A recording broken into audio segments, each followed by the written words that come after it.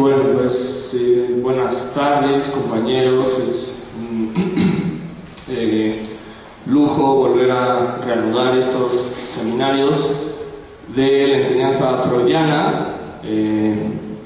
Hoy en este nuevo lugar que nos recibe el sindicato de la UNAM, ya creo que habrá sus momentos para poder dialogar con los compañeros del sindicato. Entonces, bueno, pues primero, pues a pesar de que no se encuentren, simbólicamente un agradecimiento al sindicato que recibe esta propuesta. Y bueno, pues primeramente quisiéramos dividir esta sesión contándoles más o menos quiénes somos. Para ello voy a comenzar presentando a mis colegas de trabajo que están comprometidos en este proyecto. Así tenemos a Daniela Cruz, que es psicoanalista, por lo mismo más orientada en la parte clínica, y también desarrollando una parte que nos llama la atención, que es una lectura teórica, digamos, como muy rigurosa, ¿no? Entonces, pues les cuento un poco. Yo a Daniela Cruz ya llevo 6 años de conocerla. Hicimos un proyecto universitario que se llamó Universidad Sin Condición en la Universidad Iberoamericana, cuando todavía íbamos en sexto, séptimo semestre, y obviamente pues lo que decíamos sonaba como un tanto imposible, ¿no? Porque decían, bueno, son estudiantes de quinto semestre, de sexto, pues qué pueden decirnos, ¿no? Y de pronto se hizo todo un fenómeno universitario dentro y fuera, con más universidades, que llegó a sonar un tanto irreverente, al menos la idea de que los estudiantes de la Ibero estuvieran promoviendo la desobediencia del discurso amo del saber, ¿no? Era un poco un proyecto sobre transgredir las formas académicas o el saber docto de los especialistas que se supone que son los que tienen que guiar a una sociedad ignorante e indócil. Y entonces ahí es donde nosotros saltamos, alzamos la voz, levantamos el puño y dijimos ya basta. Y ese ya basta estaba constituido como generar espacios donde los estudiantes fueran los únicos que organizaran y expusieran discursos doxos, ¿no? Es decir, discursos que no pasaran por el especialista, discursos que de pronto llegaran a tener más rigor que el de los mismos especialistas, pero también de pronto que fueran discursos más sueltos, más divertidos. Y en ese sentido quedó ese primer proyecto, ya les cuento, hace 6 años, en donde, bueno, ahí es como hacemos lazo, Dani y varios compañeros más. Hoy en día nos encontramos los dos de nuevo en este proyecto, que yo les podría decir que es lo mismo que de hace 6 años, pero con sus vaivenes nuevos, ¿no? Entonces, posteriormente, pues cada quien empieza a hacer sus proyectos. Hace un poco más de un año vuelvo a platicar con Daniela y nos volvemos a juntar en este proyecto que se llama La Doxa Indexical. Y ya después de varios intentos de hacer un seminario, que si la epistemología clínica, que si Freud, que si teoría política, y que no, y que sí, hasta hoy es que se logra concretar. Entonces para mí es bastante satisfactorio poderles presentar a Daniela Cruz como parte de este proyecto, y que advertir que es un proceso que ha llevado mucho tiempo, ¿no? Que desde hace 6 años para acá no hemos parado de intentar, de confrontar, y con un estilo que de pronto puede no ser como muy bienvenido por las instituciones, y nos ha costado, pero creo que hoy podemos decir que nos ha salido medianamente viable el proyecto. Entonces, bueno, pues le doy la palabra a Daniela y después les presento a el profe Ábalos. Bien, Javier, muchas gracias por esta gran presentación de cómo fue que coincidimos en espacios. Quiero agradecer, por supuesto, al sindicato y especialmente a ustedes, que finalmente si hacemos una lectura mucho más interesante, son ustedes los que nos están permitiendo que tengamos nosotros este espacio para seguir construyendo cosas. Dado que ya nos conocemos, el día de ayer me preguntaba qué era lo que iba a decir para presentarme, cuando con muchos de ustedes ya trabajé incluso un año, afortunadamente. Entonces, preparé un breve texto que habla de mucho de lo que atravesamos, especialmente en la clase de ética profesional que impartí el semestre pasado. Entonces voy a dar lectura. Hoy, convocados por las posibilidades de concebir otros mundos y nuestra pasión por las preguntas, nos apropiamos de otro espacio para insertar nuestro tiempo. Al tomar nuevamente la palabra, aparecemos desde nuestra siempre única y múltiple condición, la de sujetos.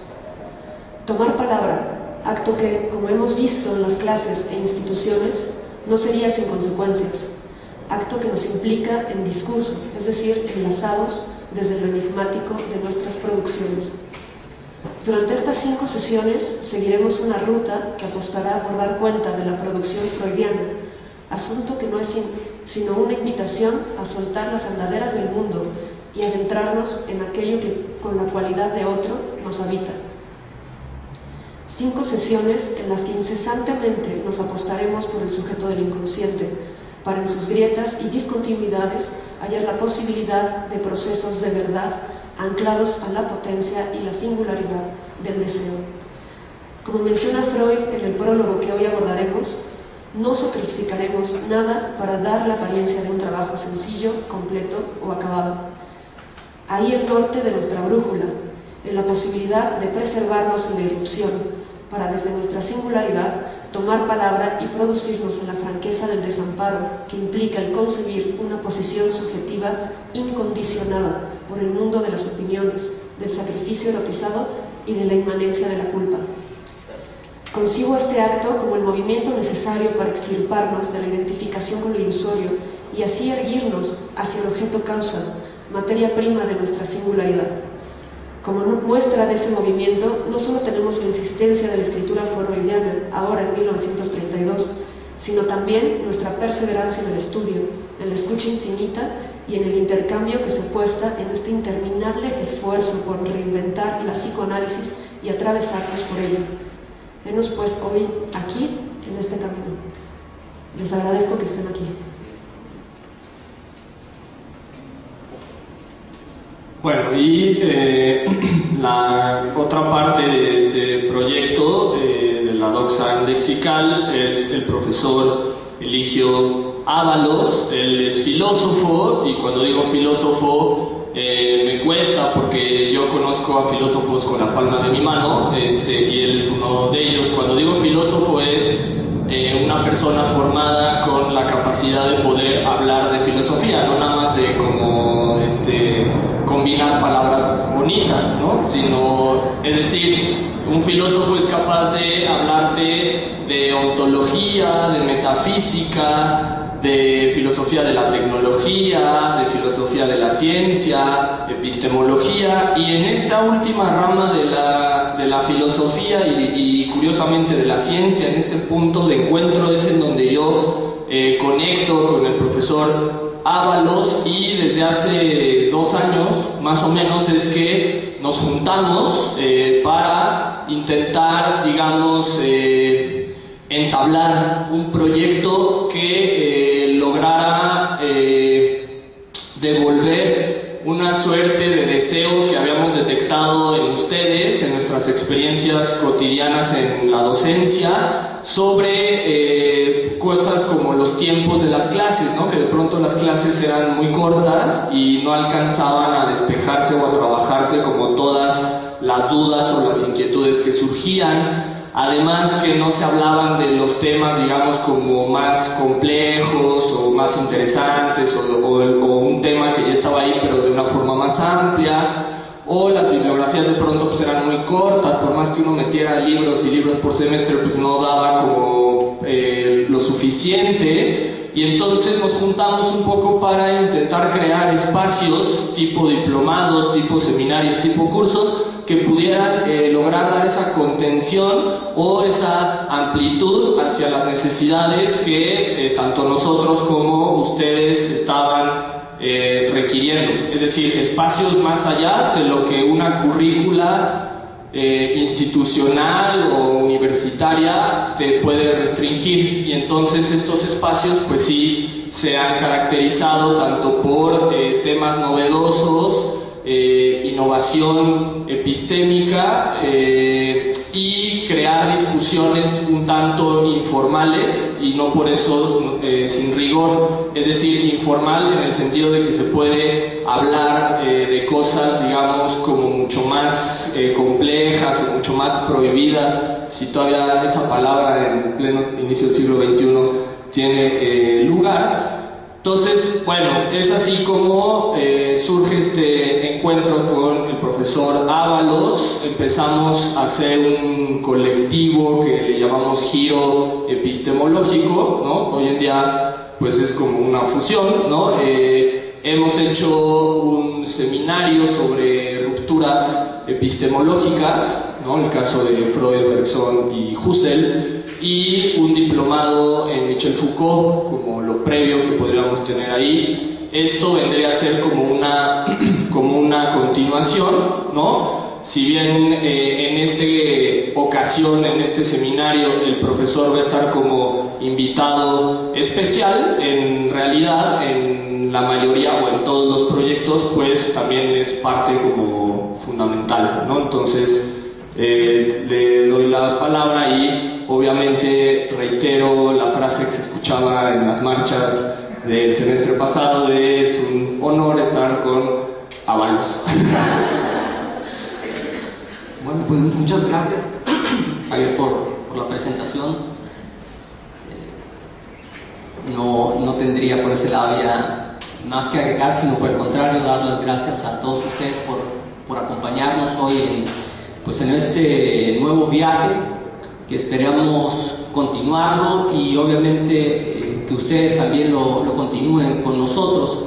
En ese sentido, tenemos varios proyectos en puerta, varios proyectos en mente que vamos dándole forma y se los iremos poco a poco comentando, los irán conociendo aquí mismo, algunos de ellos, otros a través de estas redes, vía el internet, como en general supongo que se enteraron pues del inicio de este trabajo.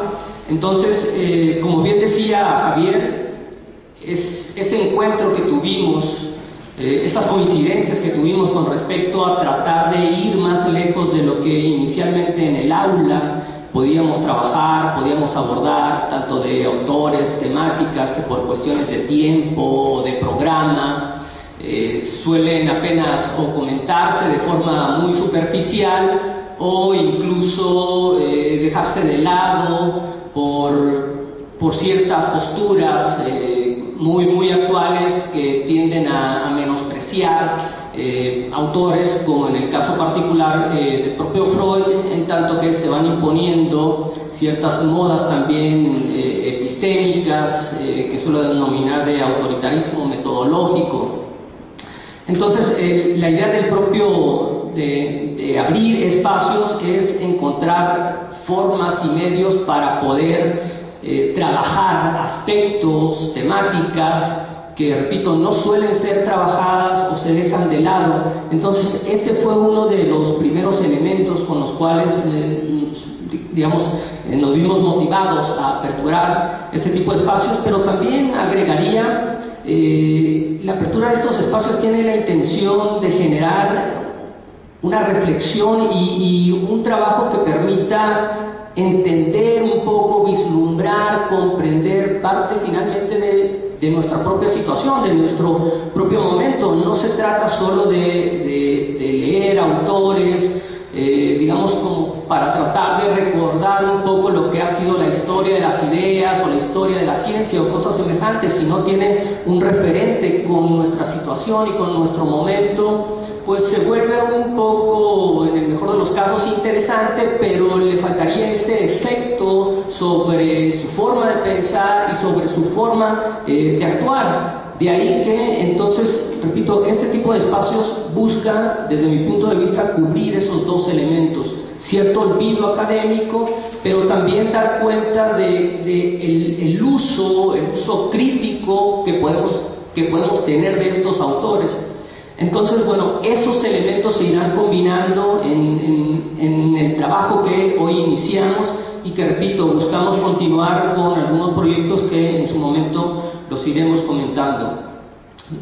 Por último, yo ahí agregaría, pues también para mí es un honor estar con dos profesores como Javier y como Daniela, que en general ya conocen, y bueno, para las personas nuevas que hoy nos acompañan, sin lugar a dudas no saldrán de aquí decepcionados, sino por el contrario, bastante contentos con el trabajo que ellos llevarán a cabo, en tanto que son quienes van a conducir estas sesiones sobre el propio Freud.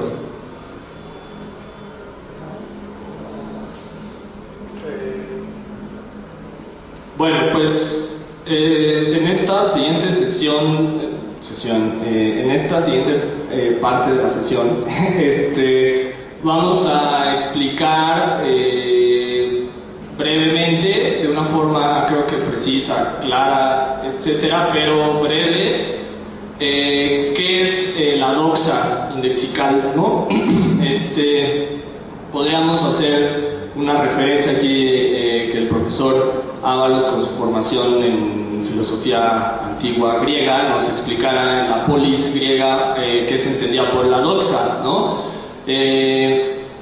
Más allá de la discusión que se podría entablar, rápidamente, la doxa tenía que ver con el saber popular de los griegos antiguos, ¿sí? La doxa era eso que los aristócratas, hoy en día le podríamos llamar los científicos o las élites dominantes, despreciaban, ¿no? Era esta forma de hablar y de hacer conocimiento sin un rigor, sin una formación, digamos, teórica o textual, ¿no? Y entonces la doxa era el saber de los mercados, de la gente, digamos, que no estudiaba, un tanto de los esclavos, si se podría poner hasta ese nivel. Entonces eran formas de hacer conocimiento que escapaban a las planteadas por el dispositivo griego, ¿sí? O sea, como que salían de lo que se esperaba. Eran formas emergentes que al mismo tiempo históricamente hacían resistencia sobre el saber. Es decir, la doxa no paró de decir a las clases ilustradas: tú no sabes, o hay más formas de saber, o hay cosas populares que tú no entiendes, ¿no? Misma situación podríamos entender en el diálogo entre un arquitecto y un albañil, por ejemplo. Sería una cuestión contemporánea sobre un fenómeno doxológico. El albañil tiene un conocimiento popular, ¿no? Quizás no necesariamente letrado, ¿no? Y el arquitecto, digamos, con esta especie, hay cosas que no sabe, hay como técnicas o cosas como muy, digamos, improvisadas, muy artesanales, que escapa a su formación técnica, ¿no? Entonces, por este motivo, más o menos, es que ubicábamos a la doxa. Ya les hablábamos de la Universidad Sin Condición, que era un poco luchar o apelar por este saber que no necesariamente pasara por los grados o por dominar algún método o por cierta teoría, sino más bien que cualquiera tiene la capacidad de poder expresar y entonces producir conocimiento. Entonces, un poco lo de la doxa es un cuestionamiento hacia las formas ilustradas de conocimiento y un apelar a que todos, en tanto que somos constructores cognitivos, podemos generar conocimiento, ¿no? O sea, no hay como alguien que no pueda tener conocimiento. Si lo pensamos doxológicamente, la persona que logra andar en metro sin perderse, pues tiene un conocimiento popular, doxológico, ¿sí? Pero que lo supo, digamos, de la práctica. O sea, en realidad no tuvo que ir a la escuela para que le dijeran cómo se usaba un metro, ¿no? O cómo usar la pecera, o cómo vender en un mercado. Esas más bien fueron cosas que las fue desarrollando en la práctica doxológica, ¿sí? Entonces, en esta medida, lo que se plantea la doxa es, desde luego, rescatar los saberes perdidos, pero también cuestionar el saber especializado, ¿no? Verle sus límites y ver que en realidad ahí lo que se nos juega es un fantasma del conocimiento antes que, digamos, una formación sólida que hubiera detrás de nuestros especialistas. Entonces, esa sería más o menos la parte de la doxa. Y la parte de la indexicalidad, que es, me parece, como ya más puntual. La idea de lo indexical es un concepto que desprende de la epistemología de sentido común. La indexicalidad es o tiene que ver con el sentido que le da el sujeto al objeto, ¿sí? ¿Qué sentido le da el sujeto al objeto? ¿Sí? Sucedería, ¿no?, que lo que dicta el saber especializado ilustrado es que, y ese es el ejemplo que siempre pongo, entonces si ya lo escucharon, bueno, es que ponemos un puente peatonal, ¿no? Y el puente peatonal es para que la gente cruce la calle, ¿no? Eso es lo que esperaría el saber especializado que hiciera la gente, ¿sí? Sin embargo, viene la indexicalidad, es decir, cómo efectivamente la gente usa el objeto, en este caso el puente, ¿sí? O sea, hay un plan racional ilustrado para el puente, es para que se crucen la calle y no los atropellen, y que la urbanidad y qué sé yo, ¿no? Pero la gente finalmente no usa el puente para cruzar la calle porque en realidad pues es muy poca la distancia, le da flojera, qué sé yo. Pero sí lo usa para debajo de las escaleras hacer un puesto de playeras y del otro lado poner un puesto de tacos. Es decir, el puente funcionó para hacer el techo de un puesto de tacos, ¿sí? Eso sería indexicalidad. Cómo la gente le dio sentido al objeto, ¿sí?, más allá de lo que se esperaba que el objeto fuera. ¿Sí? Cuando ponemos un libro de pata de la cama, ¿no? Cuando nos rascamos con un cepillo, y si lo vamos viendo, en realidad podríamos decir que indexicalizamos un montón de cosas o que indexicalizamos todo el tiempo. Lacan fácilmente nos podría decir que el lenguaje es indexical, ¿no? Que una propiedad intrínseca de la palabra es no tener dueño. Que una palabra puede significar, en función del contexto, un montón de cosas, ¿sí? Es ahí cuando Lacan se pronunciará a la desobediencia de los diccionarios, por ejemplo, ¿sí? Que ahí Lacan no está, digamos, rasposo nada más porque sí, está diciendo en qué momento creemos que una palabra tiene una definición fija de las cosas, ¿sí? En qué momento le quisimos poner propiedad privada a las palabras, ¿sí? ¿En qué momento creímos que las palabras eran de una sola forma? ¿Sí? Y entonces, si ya lo estamos conectando, lo doxológico y lo indexical caminan de la mano, pues, ¿sí? Porque la doxa finalmente es gente que no tiene aspiraciones ilustradas de hablar correctamente y decir la palabra correcta, y simplemente va usando y curiosamente va inventando lenguaje, ¿sí? Las palabras que se inventan, ¿sí? Pensemos en una palabra así como muy náhuatl al castellano, el escuincle, ¿no? Que venía de escuintl, ¿no? Y luego en el uso, en la doxología, es que van tomando forma nueva las palabras. No fue que los lingüistas especializados dijeron, vamos a hacer una transformación lingüística.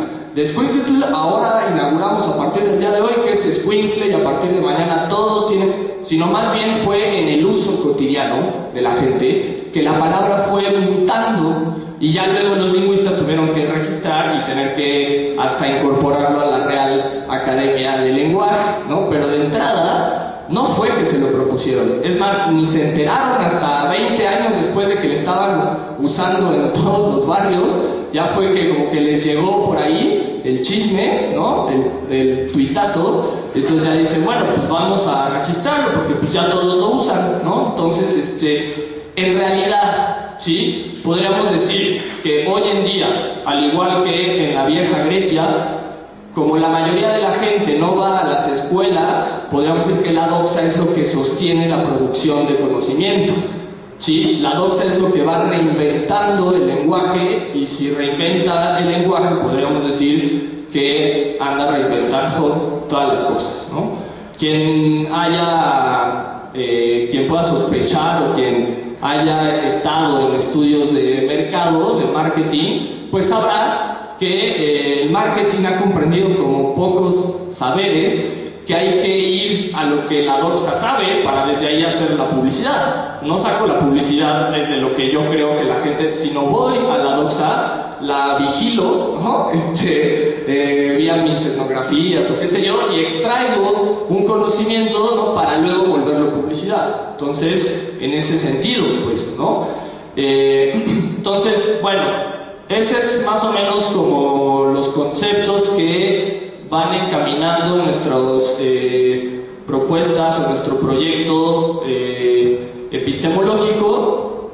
Y esta doxa indexical comenzó ya hace 6 seminarios, este sería el seminario 7, ¿no? Aquí hay gente que fue partícipe del primero, y en ese momento todavía no se llamaba la doxa indexical, esto fue posteriormente. Y entonces, bueno, un poco les cuento la idea de empezar seminarios, ¿no? Y particularmente de Freud, porque los 7 en este caso de la doxa han sido todos sobre Freud, obedecían a responder al llamado de Jacques Lacan sobre hacer una suerte de enseñanza ambulante, ¿sí?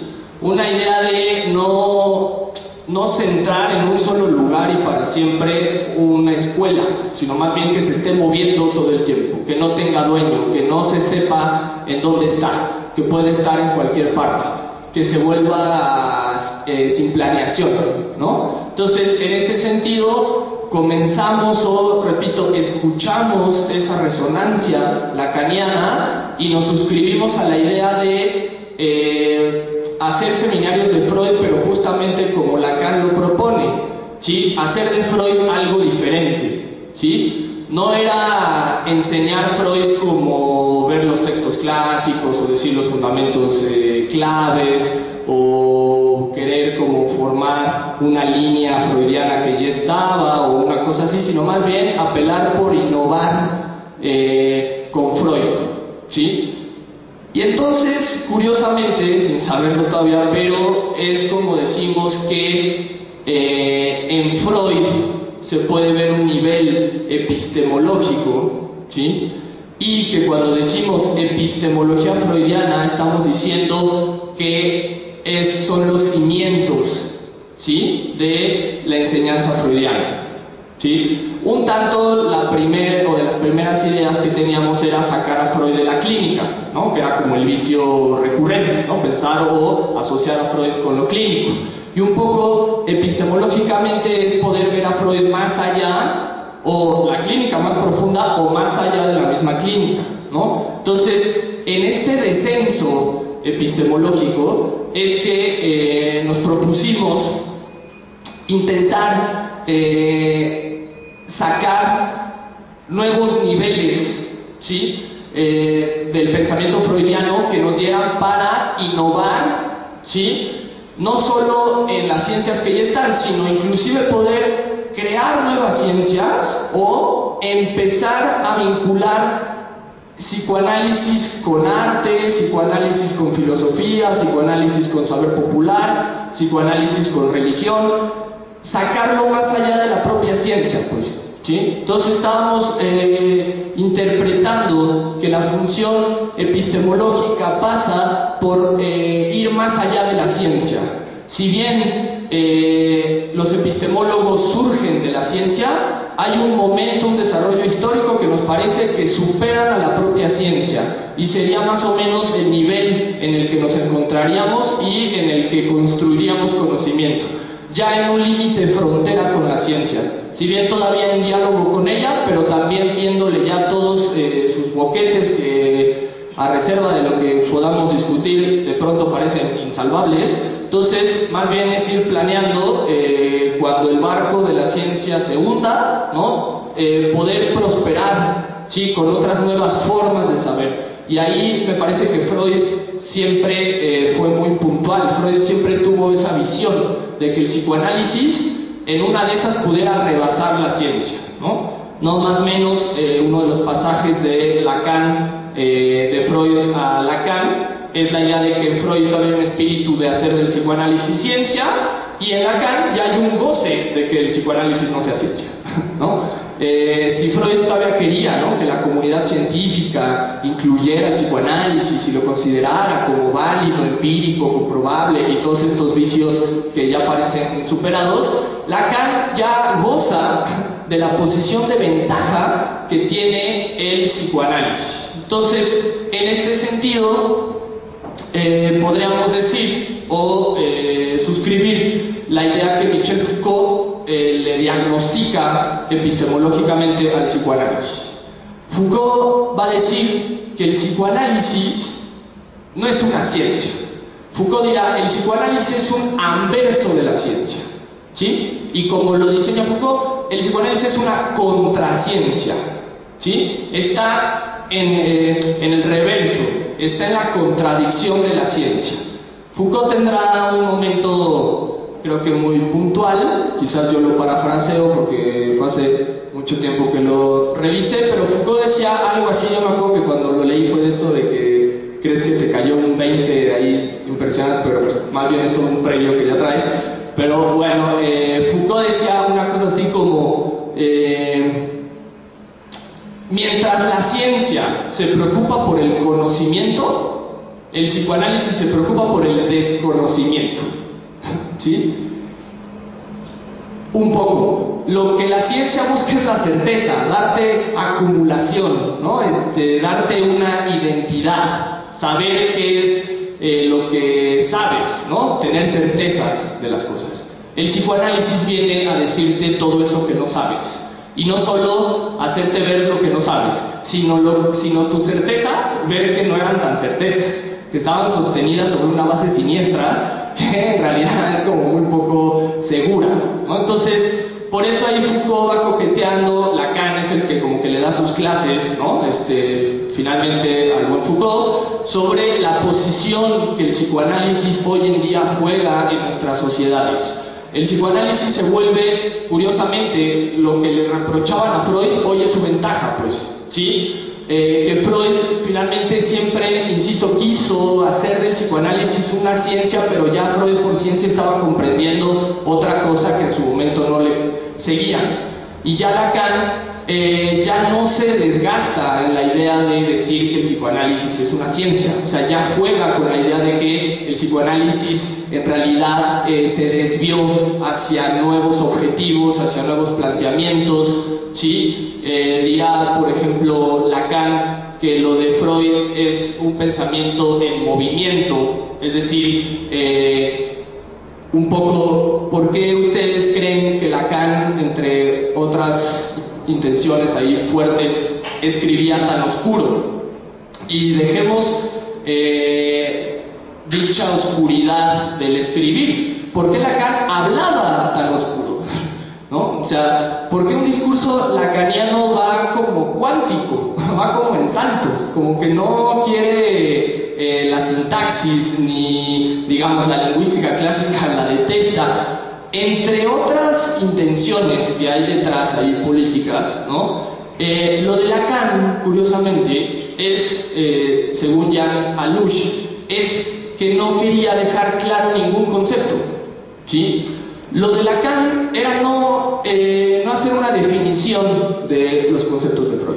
¿Por qué? Porque si no hago definiciones de las cosas, obligo a que los contemporáneos que estemos discutiendo a Freud tengamos que reconceptualizarlo todo el tiempo, ¿sí? La ventaja de no definir las cosas es que permito que se discutan, que queden abiertas. En realidad lo que está haciendo Freud es abrir los conceptos, ¿sí? Que no haya conceptos definitivos, cerrados, ¿sí? En este sentido, nosotros nos pronunciaríamos por este tipo de planteamientos, por entender que los conceptos se reactualizan en la discusión presente, ¿no? Entonces, en esa medida, ¿no?, es como, digamos, podríamos empezar a seguir o a explicar esta idea de qué queremos hacer con Freud, ¿sí? De entrada, abrir los conceptos de Freud, ¿sí? No creer que porque Freud en 1917 dijo, y aquí tengo la cita en mi librito que dice que la represión es X, Y, F, eso es, porque hay otro libro de Freud antes o después que el mismo Freud dice que se está contradiciendo, ¿sí? Y hay muchas veces que no dice Freud que se contradice, pero si uno lo lee epistemológicamente se da cuenta que hay varias represiones en Freud, o sea que no hay un concepto único de represión, ¿sí? Entonces se trataría de ir detectando esos sinsentidos mismos que se van jugando en el discurso o en la producción epistemológica de Freud, ¿no? Entonces, eso es por un lado, ¿no? La idea de intentar abrir, ¿no?, los conceptos. Esa siempre ha sido una de las principales funciones, pero vendrían dos más. La segunda tiene que ver con innovar, por no decir que con diseñar nuevos conceptos fundamentales de la psicoanálisis, ¿sí? Un poco salir de la transferencia, la represión o sostenerlos, pero ver nuevas coordenadas. Eso es lo que nosotros llamamos coordenadas, un poco superando la idea de categorías fundamentales. Hablamos de coordenadas de sentido, es decir, vectores que nos permitan pensar de una nueva forma los planteamientos. Entonces nos hemos dado a la tarea de rescatar coordenadas en psicoanálisis nuevas, pues, ¿sí? Que no se trabajen, que no estén presentes, pues, ¿sí? Que no sean los seminarios típicos de psicoanálisis que vamos a leer 3 ensayos sobre teoría sexual, que es el que siempre se lee y hablamos de eso y lo intentamos definir o sacar como una monografía de conceptos o un glosario, una cosa así, ¿no? Sino más bien el proyecto pasa por leer los textos de Freud, pero intentando sacar nuevos elementos que no estén en el debate y que nos permitan ir más allá de la ciencia con esas coordenadas. O sea, que Freud sea como un motor que nos permita pensar más allá de la ciencia. Y en este sentido, nuestro proyecto de sacar coordenadas nuevas va inclinado a leer textos un poco perdidos, ¿sí? Intentar rastrear los textos descuidados, ¿no? Los textos que no se leen, los textos que o nadie conoce o que se creen que no sirven para nada, ¿no? Entonces esos textos oscuros, devaluados, perdidos son un poco los que intentamos poner sobre la mesa en nuestras sesiones, ¿no? Eso sería el segundo punto, y ya para que les vaya contando brevemente el acontecer de cada seminario, nuestro tercer objetivo de la doxa en estos seminarios de Freud ha sido detectar los objetos de estudio de Freud, ¿no? Ya hay un artículo que publicamos el profesor Eligio sobre los objetos de estudio, ¿sí? En ese artículo discutíamos la idea de que la epistemología, ¿sí?, se opone a la metodología, ¿sí? O sea, que son dos partes de la ciencia, epistemología y metodología. Lo que los diferencia es que los epistemólogos se preguntan por el objeto de estudio, no por el método, ¿sí? Y el objeto de estudio es un nivel más complejo. Entonces planteábamos un poco, toda ciencia que no se pregunte por su objeto de estudio no tiene posibilidad metodológica, ¿sí? O sea, toda ciencia que crea que lo suyo es cambiar de método, ¿no? Ya dejé tal método y lo sustituyo por otro, no va a lograr innovar en el estudio, ¿sí? Porque el descenso de preguntarte por los objetos de estudio pasa por dar cuenta del proceso de construcción del científico. Es decir, los objetos de estudio se construyen, ¿sí? Por poner un ejemplo, uno de los objetos de estudio de Freud son los sueños, ¿sí? Pero pues por más que estuvieran los sueños ahí la gente soñando, Freud lo va construyendo, o sea, va creando una forma de ver los sueños, ¿sí? Por más que el objeto esté ahí físicamente, falta la parte del científico de cómo va analizando, cómo va viendo el objeto, y eso es la construcción. Entonces, un poco lo que planteábamos era una epistemología comprometida con la construcción de los objetos de estudio, ¿sí? Entonces, en ese sentido, nos dimos a la tarea de analizar los objetos de estudio de Freud desde textos un tanto dispersos y sacar nuevas coordenadas. Pues eso es como a grandes rasgos el proyecto. Entonces, bueno, rápidamente les voy contando, pues ya hace un rato, hace unos 3 años, empezamos con esto y entablamos el seminario 1. El seminario 1, les cuento ahí un poco la parte personal. Les contaba que empieza, justamente esto es muy freudiano por lo que lo cuento, con un sueño que yo tengo en un terreno, ¿no? Como en un desierto, ¿no? Como de Baja California Sur, y llega un señor, ¿no? Con un sombrero y como como un campesino del desierto, ¿no? Y llega con un libro, ¿no? Como en su bolso, y es un libro rosa, ¿no? Y entonces yo estoy como tirado, como muy cansado, y como de pronto diciendo, pues, ¿qué hago, no? Si me levanto me canso más, si me quedo aquí ya me da el sol, ¿qué hago? Como un tanto harto, y pasa este señor, sin que se le vea como que el rostro por completo, nada más se le ve su boca, y saca un libro rosa y me dice, mira, ¿no?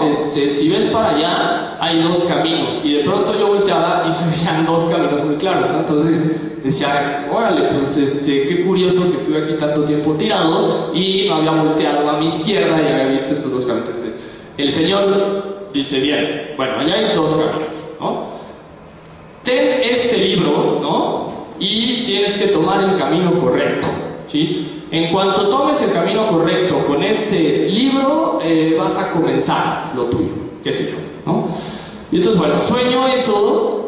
Y luego, curiosamente, voy con otro colega que pues igual está metido en este tipo de cuestiones. Voy caminando con él, ahí sí ya no es un sueño, ya es un pasaje, digamos, diurno. Y se acerca un vagabundo, ¿sí?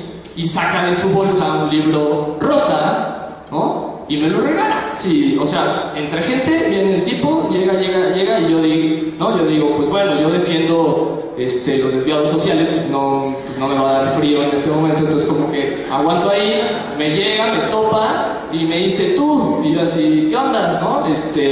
Y saca un libro de Freud, rosa, y me lo da. Y entonces yo digo, bueno, en este momento me guardo el libro, mejor no hagas público nada, y pasa, y entonces, de pronto, ¿no? Un poco el ocultismo que vamos a platicar, lo de Freud, ¿no? Pues te están dando ya y todo, o sea, un poco ya no tuviste ni que trabajar o nada, o sea, está como muy concreto, ¿no? Está tu sueño, te están diciendo y entonces digo, claro, voy a hacer un seminario con este texto, ¿no? Que sería el camino que planteaba aquel campesino del desierto, ¿no? Entonces, bueno, haciendo caso a las enseñanzas del desierto, es que comenzamos ese seminario 1 En ese libro, Rosa, ¿no? Que quien fue al seminario no me dejará mentir que era de color rosa, y se llamó El chiste y su relación con lo inconsciente. Ese era el primer libro y ese fue el motivo por lo que en realidad nos animamos a dar este paso hace, ya les cuento, como 3 años. Y trabajando el chiste y su relación con lo inconsciente, concluimos un montón de cosas, pero lo que más recuerdo, que en ese momento más me impactó, era la idea que nos dice Freud sobre el chiste, ¿no? Freud dice una cosa así, que el chiste ayuda a eliminar la represión, ¿sí? Es decir, yo estoy en una situación socialmente tensa y digo, puta, este güey me caga, ¿no? Así, y entonces, como no se lo puedo decir así porque la represión social no me permite que yo diga una leperada o que me burle, porque aparte es mi cuñado, qué sé yo, entonces tengo que hacerle un chiste, ¿sí? Y ya con el chiste, ni yo quedo como un vulgar y sale mi tensión, ¿no? La logro sacar, ¿no? Y hasta todos se ríen. Entonces el chiste es perfecto, porque pasé de ser un vulgar a ser un cómico disparatado, pues, ¿no? Y entonces ya le caí bien a la familia. Es más, el cuñado se despide de mí, me invita para su casa y me dice que soy bien divertido, ¿no? Entonces, de poder terminar cayéndole muy mal, terminé victoriado y lo mejor, le logré decir al güey que me caga, pero y de una forma más creativa, pues, ¿no? Entonces, el chiste, dice Freud, es perfecto, ¿no? Hay un momento muy duro, recuerdo que Freud dice una cosa así, porque Freud siempre muy burlándose de los socialistas y esta parte, ¿no? Freud planteará, el día que los socialistas quieran hacer una revolución realmente, que cuestione el Estado y todo, tendrían que empezar por quitar el chiste, porque el chiste es una válvula de escape que no permite que nos saturemos, ¿sí? O sea, cuando todos estamos bien hartos, contamos un chiste, y si no, pregúntenle a los mexicanos, ¿no? Cuando uno va a otras partes del mundo, o viene gente del mundo, güey, los mexicanos siempre se ríen, ¿no? Pues está bien raro, porque pues, les imponen a Peña Nieto, ¿no? Etcétera, y festejan, ¿no? Ganan, festejan, pierden, festejan, siempre se están, son la fiesta, ¿no? Yo he escuchado, y no es uno aislado, o sea, son varios, los mexicanos son la fiesta, ¿no? ¿Tú por qué pues, hablas de Freud si son la fiesta, ¿no? Ese es como un poco el mensaje que se tiene, pues, ¿no? O sea, como que son, que no les pesa nada, al final de cuentas todo sale, todo va bien. Y entonces, volviendo al punto, es que Freud dice, para que una sociedad estalle, para que se caliente realmente, no tiene que bromear, porque la broma permite que vaya finalmente fluyendo la represión, ¿sí? ¿Por qué? Porque justamente es una forma que convencionalmente funciona, pues, ¿sí? Cuando yo digo un chiste, entonces caigo bien, ¿sí? Inclusive el güey que me burlé aplaude, se ríe conmigo, ¿no? Entonces, justamente Freud va a decir que el chiste, ¿sí? Aligera la represión. Y entonces Freud dice, y el psicoanálisis, dentro de todas las cosas, también descubrió el secreto de los chistes. O sea, no solo descubrimos ya el misterio de los sueños, no solo descubrimos ya el misterio del lenguaje, dentro de sus accidentes también descubrimos el misterio de los chistes, ¿no? Entonces, bueno, ahí quedaba esa reflexión, pero lo que me acuerdo que me llamó la atención en ese seminario fue que entendíamos a Michel Foucault. Michel Foucault dice que el problema de Freud, dentro de todas las críticas que le tira, es que no pasa por la represión, ¿sí? El problema pasa por la producción. No te reprimen, ¿sí? Sino tú produces. Tienes que producir singularidad para en realidad hacer funcionar la represión. O sea, no es la represión de que digamos como que te apachurra, sino más bien tú tienes que producir. El chiste no es que te quedas callado, es que produces, ¿sí? Tienes que producir un chiste como efecto de represión, ¿no? Entonces, Bueno, ahí quedó un poco la idea de pasar de la represión a la producción, ¿no? Que es un poco lo que Foucault va a señalar perfectamente, ¿no? Para precisar ese punto, ¿no? O dar un ejemplo más, por ejemplo, Foucault dirá, qué curioso, ¿no? Marx decía que a los obreros se les paga, ¿sí?, de lo que les roban, es decir, tú produces 1000 pesos, te pagan 500 y aún así tú crees que te ganas un buen, ¿no? Y Foucault va a decir, es peor, de esos 500 que les pagan, lo usan para producir un cuidado de sí mismos, ¿no? Que funcione o que se ajuste a la normalidad, es decir, ni siquiera es que el Estado te tenga que corretear para que seas normal. Tú gastas tu dinero en ser normal. Tú quieres la normalidad porque te da pena o te da miedo o qué sé yo, el que te vean o el que te diagnostiquen o el que lo que sea. Entonces, el problema pasa porque produces. Con lo que te pagan, que es lo que produces tal cual, ¿no? Yo hago botellas, con lo que me pagan, lo dedico en farmacia, lo dedico en seguros de vida, lo dedico en cuidar, ¿no? En cepillos de dientes, qué sé yo. Entonces, un poco es la idea de que en el chiste nos queda muy claro el punto de que no es represión, es producción, ¿no? O sea, tengo que producir, ¿no? Es un poco más trágico, porque Freud pues lo pensaba como muy fácil, es el Estado que te reprime, y un poco no, es tú produces para que te reprima, ¿no? Es como un giro ahí. Entonces, bueno, eso fue el seminario 1, después tuvimos el seminario 2, que se llamó La psicopatología de la vida cotidiana. Es un texto, sí, es como muy famoso, y ahí analizábamos otro objeto de estudio de la epistemología freudiana, que casi no se ve. El objeto que estábamos viendo es la vida cotidiana, ¿sí? Casi siempre cuando decimos Freud es el inconsciente, los sueños, la represión, qué sé yo. En este caso analizábamos el objeto de vida cotidiana.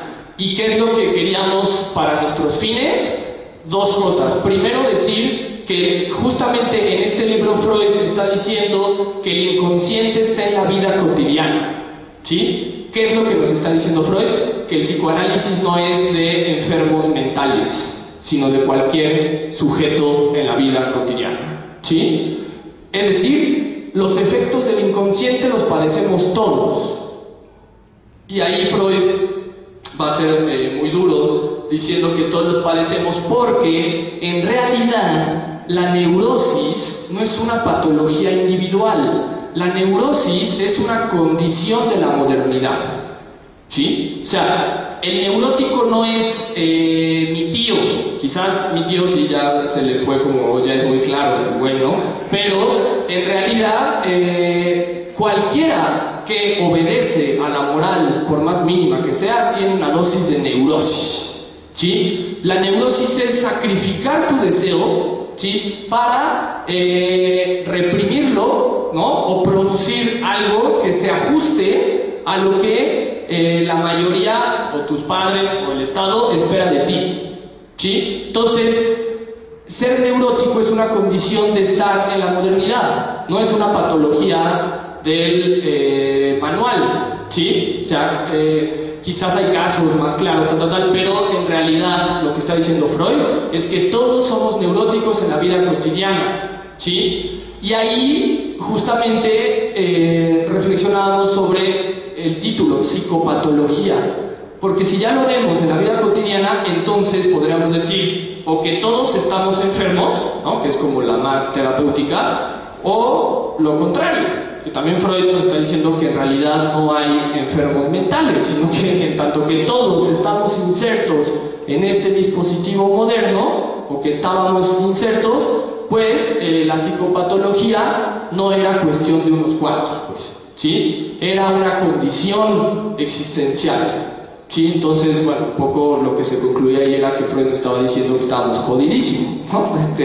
Pero no es una cuestión tuya, ¿sí? Inclusive no es ni de tu infancia. es una cuestión histórica, es un proyecto histórico el que neurotiza a las sociedades, ¿no? Entonces, bueno, en este sentido es que analizamos esta idea de la vida cotidiana, sobre todo, le repito, para sacar a Freud de la clínica, ¿no? Porque justo ahí Freud dice, bueno, pues cuando vas caminando, cuando escribes, hablas, sueñas, y eso lo hace toda la gente, entonces en realidad no es nada más como clínico, ¿no? Sino que está como todo el tiempo, ¿no? Entonces, en este sentido es que la vida cotidiana nos funcionó en ese momento para ampliar la perspectiva de Freud y entre más cosas que ya se tocarán, por ejemplo, diluir entre más cosas la idea de una personalidad psíquica, ¿no? La vieja idea del ego, yo super yo, como que todos lo tienen y ya está estructurado, etcétera, sino que más bien en la cotidianidad se va moviendo, se va regulando, pues, ¿sí? Siendo lacanianos diríamos, el superior está en el otro, no dentro de ti, ¿sí? Si estás con tus, ¿no? Con tus suegros, pues el superior está cabrón. Si estás con tus cuates en unas chelas, pues el superior como que se la lleva más leve, ¿sí? Entonces, bueno, el superior está siendo regulado por el otro. No es que tú lo tengas en un área del cerebro preprogramada, ¿no?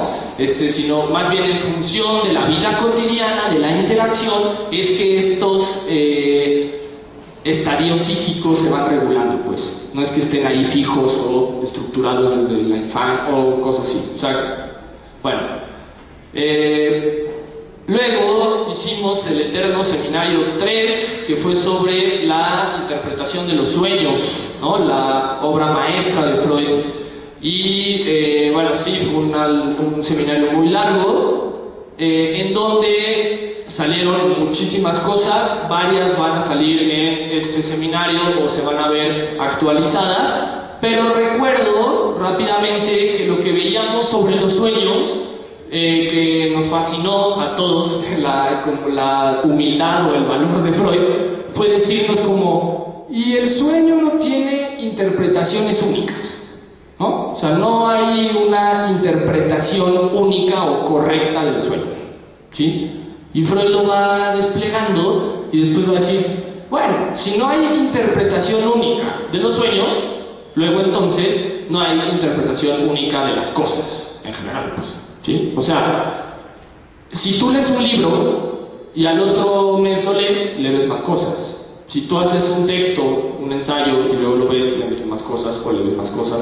En realidad, como los sueños es el ejemplo más claro, pero nada tendría una sola forma o una forma mejor o correcta de verse. O sea, no hay interpretación de las cosas, ¿sí? No hay traducción, ¿sí? En este sentido, ¿qué nos va a decir Freud? No hay interpretación, no hay traducción. ¿Qué sí hay? Deformaciones, ¿sí? En realidad lo que sucede cuando tú interpretas o traduces o dices tu sueño es una deformación, ¿sí? Entonces tendremos que conformarnos con deformar las cosas, ¿sí? Entonces un poco ahí Freud empieza a indagar en el proceso de cómo va deformando, de cómo vamos deformándonos conforme el paso del tiempo, ¿sí? Entonces, por ahí fue un poco la idea, ¿no? Como de rescatar la parte de que nosotros, mediante nuestras experiencias previas, vamos deformando los sucesos, pues, ¿sí? Pensemos en una fiesta, quien quería ir, pues va a decir que estuvo bien padre, quien no quería ir va a decir que fue una porquería, ¿sí? Si pensamos en un ajustador de coches, ¿no? Choca un coche, va, y el ajustador le quiere pagar, pues va a hacer todo lo, no, sí, chocó, pobre güey, y si no le quiere pagar va a buscar como cualquier cosa para entonces hacer toda una versión y deformarlo, pues, ¿sí? Entonces, un poco iría por ahí, en la idea que hay una multiplicidad de sentido, ¿no? Que los sueños te dan un montón de sentido. Y ya llegando a la parte siniestra, fue la parte de que al final, en ese texto, Freud dirá, pero no solo es que los sueños te den muchos sentidos, sino sobre todo que te lo quitan. Y entonces Freud ahí empieza a hablarnos del sinsentido, ¿sí? ¿Qué pasa cuando no hay sentido? ¿sí? O sea, no solo es que de pronto con el sueño tengas un montón de sentidos y no sepas ni qué sientes, sino de pronto le pierdes el sentido a todo, ¿sí? Entonces, ¿qué pasa cuando ya no le doy sentido a nada? Pues, o sea, que no tiene sentido. Son como los dos polos. O estoy cargado de mucho sentido, o sea, le veo un montón de cosas que no entiendo ni sé, o lo contrario, de pronto ya no le encuentro explicación alguna y no me interesa, ¿sí? ¿Qué pasa cuando el sinsentido asoma, ¿no? Entonces, ahí fue que se quedó este seminario 3. Luego fuimos en este mismo sentido, inquietados a un nuevo objeto de Freud. Ya habíamos ido al chiste, a la vida cotidiana, a los sueños. Entablamos un seminario 4 con el objeto de lo siniestro, ¿sí? Un Eilig de Freud, ¿no? Un texto, un ensayo muy corto que se titula Lo siniestro, ¿sí? Ese lo pueden descargar en internet, ¿no? Lo pueden leer, son 40, 30 y tantas cuartillas. Y ahí Freud nos empieza a decir que esta parte del sinsentido, pues, ¿sí? Que en realidad, ¿no? Todos tenemos un momento de nuestros orígenes que no nos queda claro, ¿sí? Y Freud dice, esa es la pregunta de los humanos de toda la vida. ¿De dónde venimos? Pregúntense ustedes, de la cigüeña, ¿no? Es como una versión más cristianizada. Pero también preguntémoslo en Darwin, del mono, ¿sí? O de Adán, o de Eva, o de las bacterias, ¿no? De los microbios, qué sé yo. O sea, la pregunta sobre de dónde venimos, buscar un origen para desde ahí empezar a hacer sentido a nuestra vida, a las cosas. Si no hay ese fundamento primero, desgraciadamente no podemos hacer sentido, ¿sí? Porque no tenemos una base desde donde apoyarnos para posteriormente construir. Tenemos que hacer, yo vengo de mis papás, ¿no? Y esos son mis papás y ellos son, entonces desde ahí, y entonces ya más o menos me queda claro, ¿sí? Que vengo por mis papás, y entonces ya desde ahí puedo comenzar.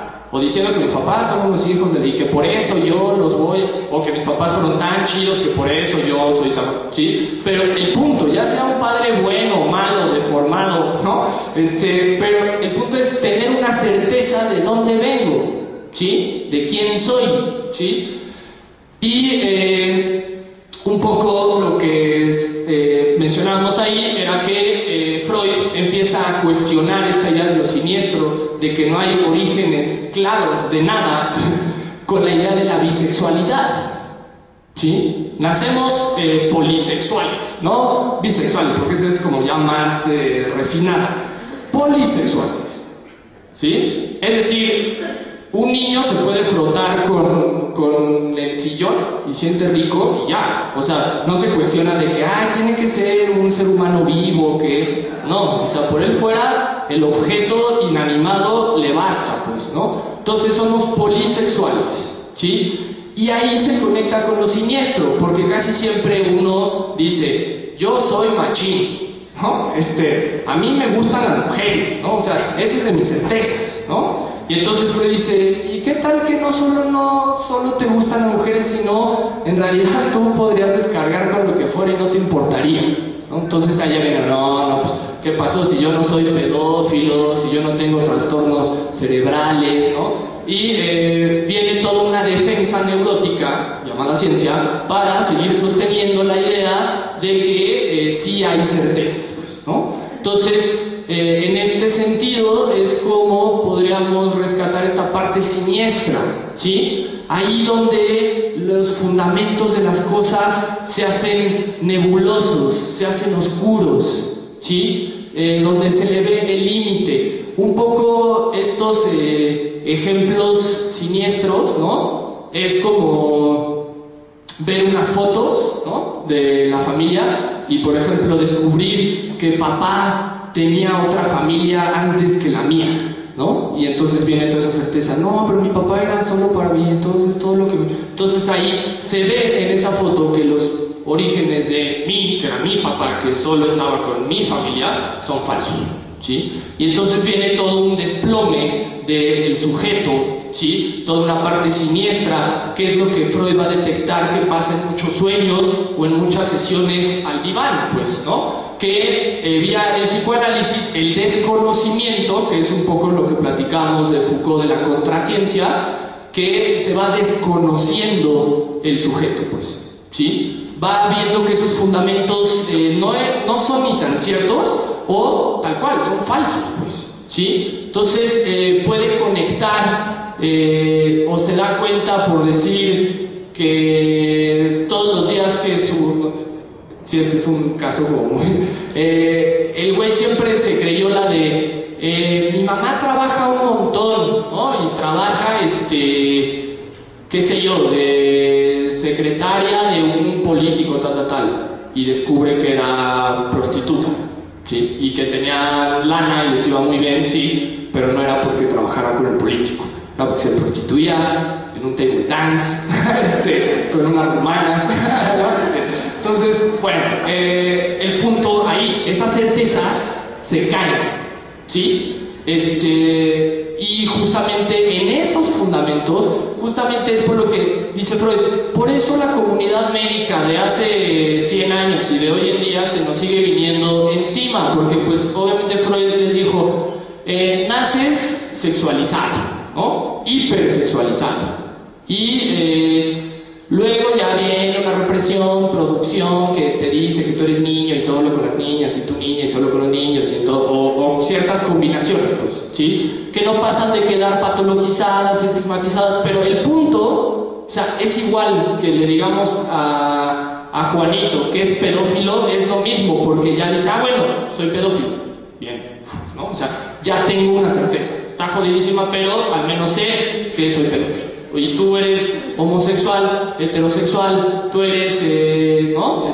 Necrofílico, o sea, no importaría tanto qué es lo que somos, sino tener una certeza, pues, o sea, qué es nuestra sexualidad, ponerla en un lugar, y justamente Freud dice, no lo tiene, no lo hay, ¿sí? Seamos capaces de poder con eso, ¿no? De poder jugarnos en el no saber, ¿sí? Entonces, bueno, por ahí quedó esa idea de lo siniestro, que fue como muy interesante. Luego navegamos a 2012 ya, después de un rato, porque ahí se quedó parado esto como un año y pensábamos que igual ahí ya se quedaba, pero no, siguió, y luego hicimos el seminario 5, que lo llamamos Epistemología Sexual de Freud. Y obviamente le entramos al toro por los cuernos. Analizamos el objeto de estudio de la sexualidad, que es como, digamos, creo que es el más complicado, al menos, ¿no? Y cómo fue que entendimos la sexualidad. Estábamos hablando, lo recuerdo, sobre que lo sexual, ¿no? Esto es como que una idea muy puntual que hay que poner, porque es por donde nos vamos. La sexualidad es más allá que los genitales, ¿no? O sea, es como una máxima freudiana fundamental, porque si no se le tergiversa muy fácil, ¿sí? Entonces, la sexualidad en Freud no son solo los genitales, ¿sí? Porque hay toda una crítica, sobre todo junguiana, de que Freud era pansexualista, es decir, que Freud le explicaba todo por la sexualidad, pero es que Jung pensaba que Freud decía que todo era pene-vagina. Y justamente eso no es la sexualidad. O sea, pues solo en estas situaciones uno entiende por qué corrió Freud a Jung, porque dijo, bueno, pues es el más cercano y no comprendió nada, pues ya no hay forma, pues, o sea, todavía lo entiendo ¿no? De los mexicanos del siglo XXI que están, porque ya no me conocieron, pero Jung estaba ahí junto de mí todo el tiempo y pues no comprendió, se va, ¿no? Entonces, y es más, realmente el que se va es Jung, ¿sí? Freud nunca lo corre, Jung es el que se va. Entonces también la idea de que Freud corrió a Jung es falsa, pues. Jung se va porque no puede con el Freud, ¿no? Entonces, en este sentido, decíamos que la sexualidad es, antes que humana, es una condición de la naturaleza. La naturaleza está sexualizada, ¿sí? Pensemos en la tierra, en la siembra. ¿sí? Cuando brota una planta, eso es sexualidad, ¿sí? Cuando unos caballos aparean, ¿no? Cuando telepáticamente se reproducen los gusanos, ¿no? Todas esas cosas están sexualizadas, pues, ¿sí? Entonces, señalamos que la naturaleza es sexual, luego entonces el humano puede ser sexual. O sea, la sexualidad no es una exclusividad de los humanos, no es antropocéntrica la cosa, ¿no? Sino más bien la naturaleza es sexual y por eso logró surgir una especie como la nuestra que tiene sexualidad, pero no es que nosotros seamos los únicos, sino que la naturaleza en ese nivel está pensando en la sexualidad. Freud por eso dice que todo es sexual, ¿sí? No porque sea vagina-pene, insisto, sino porque las condiciones de posibilidad en realidad serían condiciones sexuales de posibilidad, ¿sí? El sol, ¿no? Determinada forma que salga el sol y mande ciertos rayos, etcétera, y haga que germine una planta, es sexual. El sol es hipersexual, ¿sí? Entonces, ¿por qué? Porque el sol sostiene todas las especies vivas, entonces es como que el más sexual, ¿no? No por nada los antiguos decían que era papá, ¿no? Pero bueno, hoy dicen, es que eran los antiguos, ellos pues eran súper ignorantes, ¿no? Pues no leían los manuales. Entonces, justamente, entonces ahí sacamos la idea de la sexualidad unida con la naturaleza y luego sacamos otro punto ahí bastante complicado, que la sexualidad apela a la destrucción, ¿sí? Es decir, la sexualidad quiere salir descargada, ¿sí? Lo sexual, que es un poco como lo vamos a ver esta ocasión también, cuando le preguntaban a Freud, oye, ¿y por qué si tú dices que en los sueños descargas tus deseos? ¿Por qué hay pesadillas? ¿No? Si todos los sueños, ¿no?, son tus deseos descargados, ¿por qué hay pesadillas? Y entonces Freud decía, cuénteme su pesadilla. A ver su pesadillón, ¿no? Cuénteme. No, pues soñé que mataba a mi esposa y entonces estaba súper angustiado. Y Freud, no, pues sí es una pesadilla. Su esposa, ¿no? Entonces, justamente lo que sucedía ahí es que su deseo era destruir a la esposa, ¿sí? Pero obviamente viene una represión tal, que es como yo, si mi esposa la amo para siempre, ¿cómo la voy a desear matar, ¿no? Y justamente entonces lo que estamos diciendo es que la sexualidad tiene una tendencia base a la pulsión de muerte, que es una de las partes que a Freud se le sigue tergiversando, recortando, ocultando, cepillando, ¿sí? La idea que Freud nos está diciendo que somos más destructivos que constructivos, ¿sí? Tenemos una parte constructiva, pero se va desarrollando psicogenéticamente, ¿sí? No nacemos constructivistas. Eso lo vamos desarrollando en la función que vamos coordinando nuestro cuerpo, teniendo esquemas que nos enseñan a tomar fotos, a leer, a tocar la guitarra. Bueno, pues ya tienes ciertos recursos constructivistas, pues sí, construyes, ¿sí? Pero la parte destructiva sigue estando ahí latente y nunca se puede desaparecer, ¿sí? Entonces, lo que podríamos ver es un chavito que hace su canción de la guitarra de que el mundo se muera, ¿sí? Sigue estando presente la pulsión, ya no de una forma tan concreta, ya está más simbolizada, pues, ¿sí? Ya se puede regular porque ya tiene, digamos, una formación cognitiva que le da un colchón para canalizar su pulsión de muerte, ¿sí? Pero sigue presente, ¿no? Entonces, decíamos que justamente lo que no se le perdona a Freud es que sostuvo que la naturaleza tiene una tendencia primaria a la destrucción, ¿sí? Entonces es como con lo que los humanos todavía no podemos, pues, creer que la naturaleza lo mejor que puede hacer es destruir. Yo no digo que destruir, porque esa palabra ya está como muy fetichizada. Más bien que la naturaleza, como lo pensábamos, es que no genera planeación, que no está planeando su futuro, que no tiene un seguro de vida, pues, ¿no?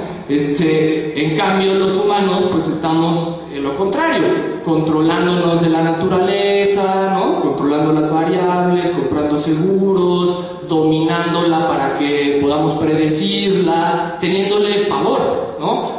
Pero el pavor en realidad, diría Freud, no es a la naturaleza, el pavor es a nuestra pulsión de muerte, pues, ¿sí? Que es con lo que no podemos de nosotros. Y entonces lo sacamos, no, es que ¿te imaginas un terremoto, no?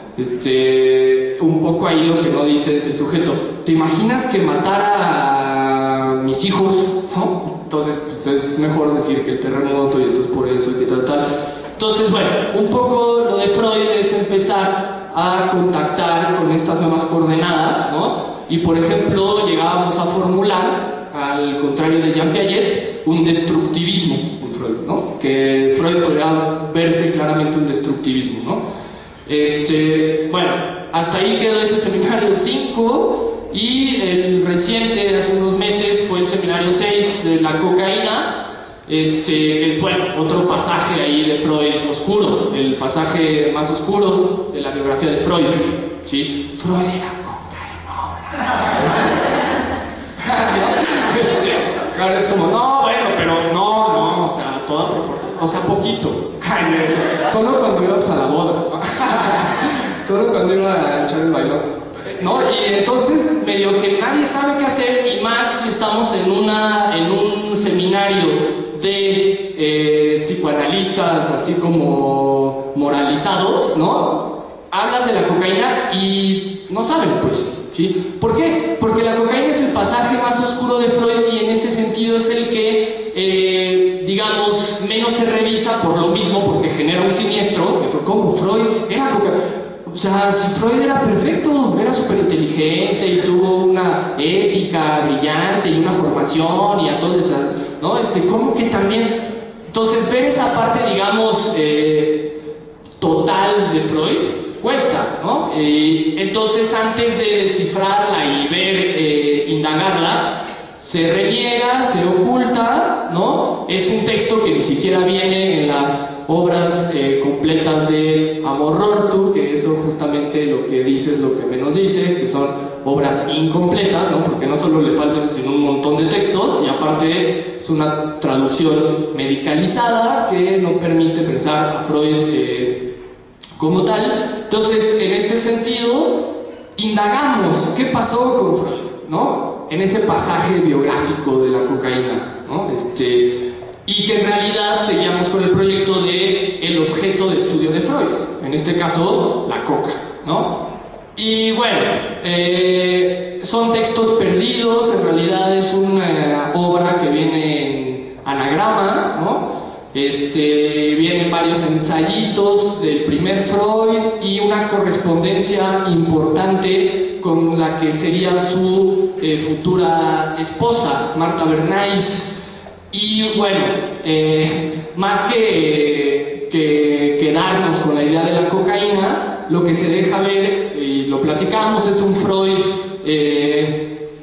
deseoso de fama, con poco dinero, que ya anda cerca de un gran descubrimiento y lo sabe, pero todavía no es el psicoanálisis, todavía no empieza nada de eso, y entonces como que le fusilan un descubrimiento y se enoja y le echa la culpa a la novia porque se fue con ella en vez de publicar el artículo. Y dijo, pues lo publico pues el lunes, ¿no? Pues ya, ¿por qué voy? Mejor me voy.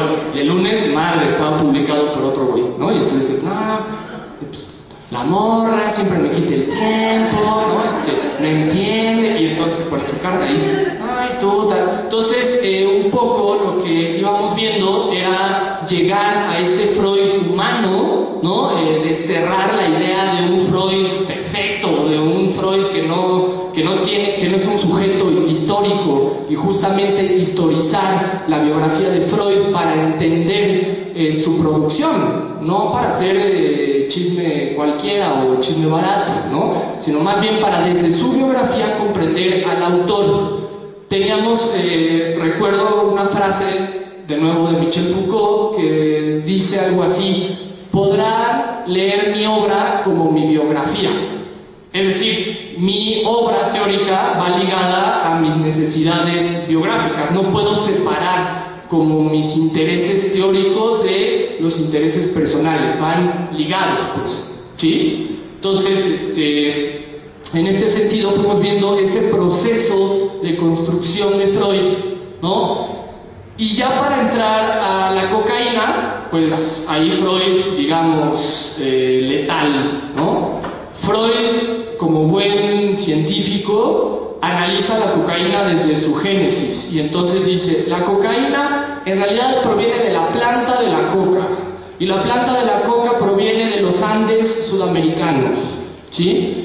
Hay un lugar que le llaman Bolivia, que es en donde la consumen más.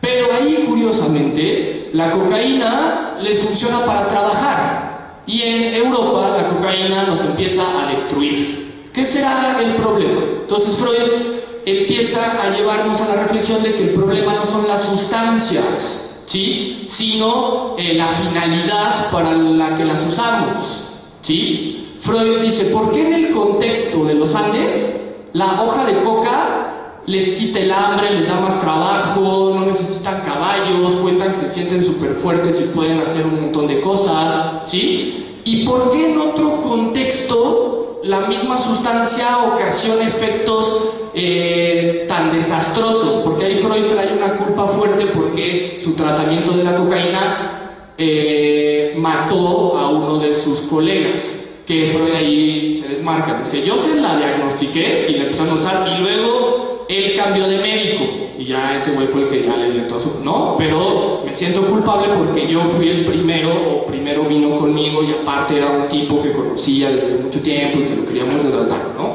Entonces Freud dice, ¿por qué? ¿Sí? En Sudamérica la hoja de coca no mata a nadie y más que no los mate, les da vida, pues, les da trabajo, rendimiento, fuerza, potencia, ¿sí? Entonces Freud va a decir, la sustancia en realidad te da potencia, pero si no tienes cómo descargar esa potencia, pues entonces termina siendo tu finalidad. Entonces un poco lo que está diciendo Freud es que las drogas o las sustancias tienen que ser el medio, no el fin. En cuanto se vuelven el fin, es cuando ya, digamos, queda tergiversada la cuestión. En cuanto se vuelven un medio para alcanzar fines, digamos, de desarrollo singular, decíamos que no tendría como gran problema, pues, ¿sí?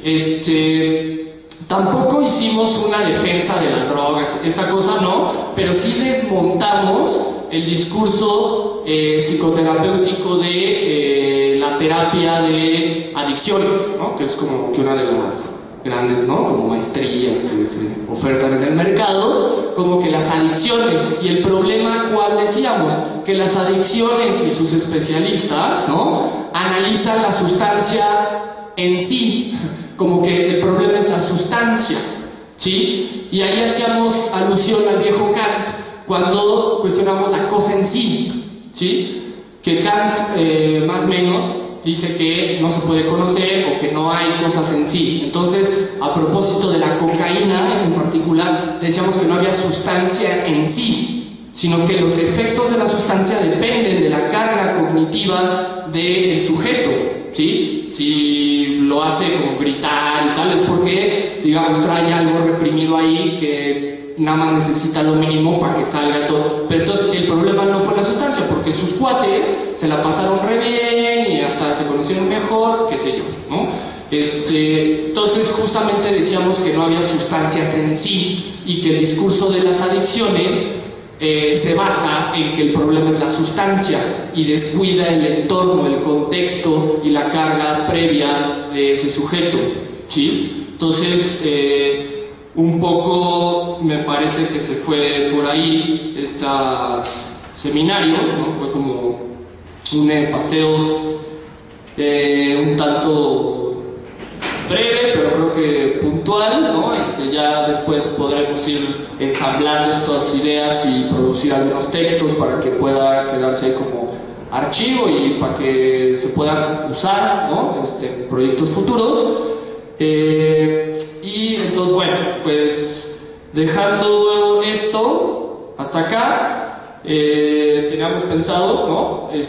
Dar lectura al prólogo de este seminario 7, darlo como inaugurado. Entonces, este seminario 7 versará sobre las nuevas aportaciones a la psicoanálisis. Así le pone Freud, pero vamos a leerlo. En realidad es ampliaciones sobre objetos que ya tenía ahí, ¿no? Como pendientes, ¿no? Como precisiones, ¿no? Entonces, un poco, si bien los seminarios pasados quisimos enfocarnos en un objeto en específico, va a ser un poco hacer una síntesis de los pasados a la luz de que lo que Freud nos está planteando. Entonces, bueno, le dejo la palabra al profesor Ábalos para que nos lea el prólogo y luego hacemos una debate, disertación.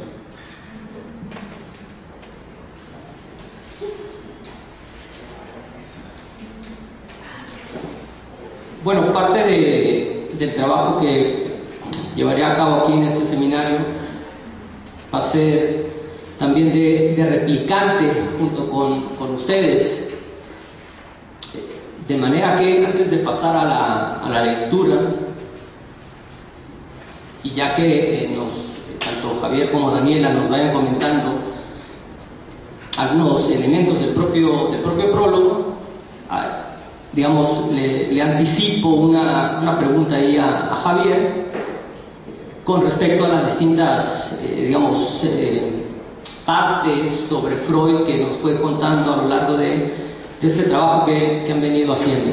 Y sería, creo que era del pasaje 5 de las exposiciones, cuando hablaban de Freud, que si lo estoy interpretando bien a partir de lo que nos comentaba, pareciera que por un lado viene a romper certezas, pero en la lectura o en la interpretación que nos hacen, nos ofrece una certeza. Y esta certeza es la de la sexualidad de la propia naturaleza. Si esto es así, entonces resulta que podemos acceder al menos a una verdad. Y esa verdad es que esa naturaleza está sexualizada. Puesta de este modo, entonces la idea de la interpretación y de la apertura de la interpretación, además de lo histórico del conocimiento, de lo histórico de las certezas, pues aquí termina desfondándose. Entonces, desde Foucault, como bien lo mencionaba, habría que hablar ahí más bien de procesos históricos de producción de conocimiento, de procesos históricos de generación de conocimiento. Y en ese sentido, diríamos, con Freud, dentro de ese proceso de construcción de conocimiento, de producción de conocimiento, uno de los elementos que utilizará, digamos, dentro de su propia propuesta histórica es que la naturaleza sea entendida como sexualizada. Pero repito, esa sería, digamos, uno de los medios con los cuales Freud, digamos, desde mi interpretación y obviamente siguiendo aquí al propio Foucault, es un modo histórico de generar y de entender, digamos, procesos de conocimiento. Es decir, no le atribuiría en ese sentido como tal, y por lo tanto a histórica, la idea de una naturaleza sexualizada. Pero bueno, ya nos hará algún comentario al respecto el propio Javier, digamos, como primera parte de mi trabajo.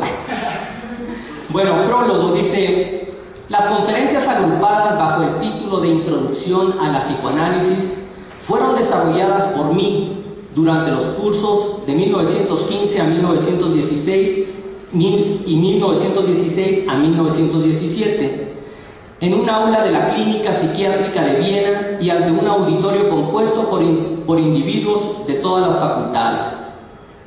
Las que forman la primera serie, improvisadas todas, las senté por escrito poco después de pronunciadas. Las de la segunda las redacté durante las vacaciones estivales intermedias que pasé en Salzburgo y las pronuncié luego al pie de la letra, pues por entonces poseía aún el don de una memoria fonográfica. En cambio, esta nueva serie de conferencias no ha sido nunca pronunciada. En el intervalo, mi edad me ha relevado de la obligación de patentizar mi pertenencia, aunque solo periférica, a la universidad por medio de cursos de conferencias, y una operación quirúrgica me ha inutilizado para la oratoria.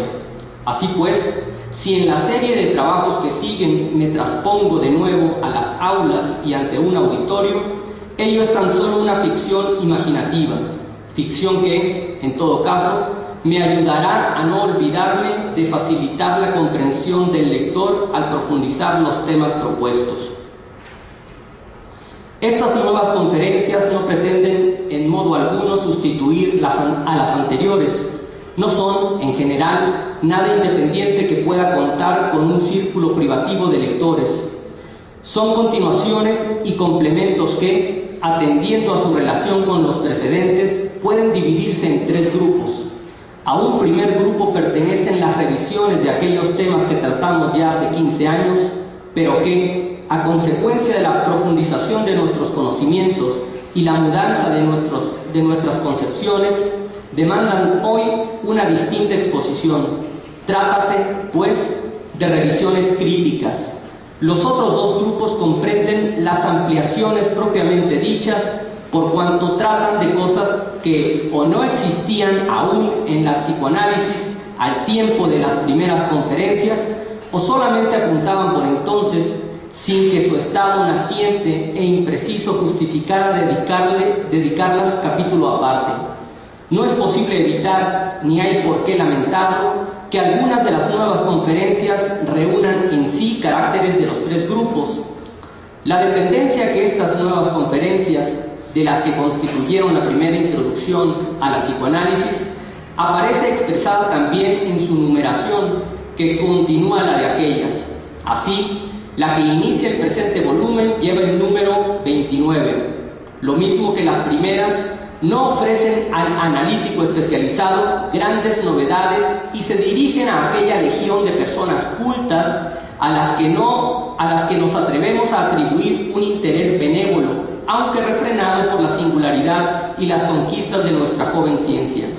También en este caso me ha guiado el propósito de no sacrificar nada, para dar a mi trabajo la apariencia de algo sencillo, completo y acabado. No ocultar los problemas ni negar las inseguridades. En ningún otro sector de la labor científica sería lícito ufanarse de tales propósitos de sobriedad y rigor, pues en todos es cosa natural y no otra espera el público. Ningún lector de un trabajo de astronomía se sentirá defraudado y superior a la ciencia si se le muestran los límites en los que nuestro conocimiento del universo se desvanece en lo nebuloso. Solo en psicología sucede algo distinto. En este sector se manifiesta plenamente la incapacidad constitucional del hombre para la investigación científica. Parece como si de la psicología no se esperaran progresos del saber, sino otras satisfacciones cualesquiera. De todo problema no resuelto y de toda inseguridad confesada se le hace reproche. Pero el que ama la ciencia de la vida psíquica tendrá que aceptar también tales imperfecciones. Bien a verano de 1932. Bueno, una vez leído el prólogo, Daniela y Javier nos harán algunos comentarios alrededor de los puntos tocados por el propio Freud en los trabajos que vamos a ir revisando aquí mismo en el propio taller. Así es que doy inicio con Daniela. Bien, pareciera de repente que 3 cuartillas pueden llegar a ser poca cosa. Sin embargo, está cargado de contenidos que nos dan muchas direcciones de lo que vamos a estar trabajando durante estas 4 sesiones que vienen.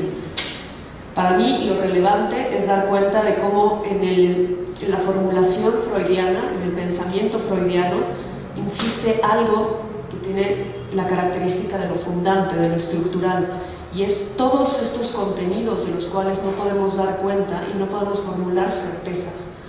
Es ahí hacia donde siempre apunta Freud. Es ahí donde yo refiero en el texto que escribí que debemos de entrarle al mundo sin andaderas, sin buscar estas certezas ilusorias que pretende la ciencia.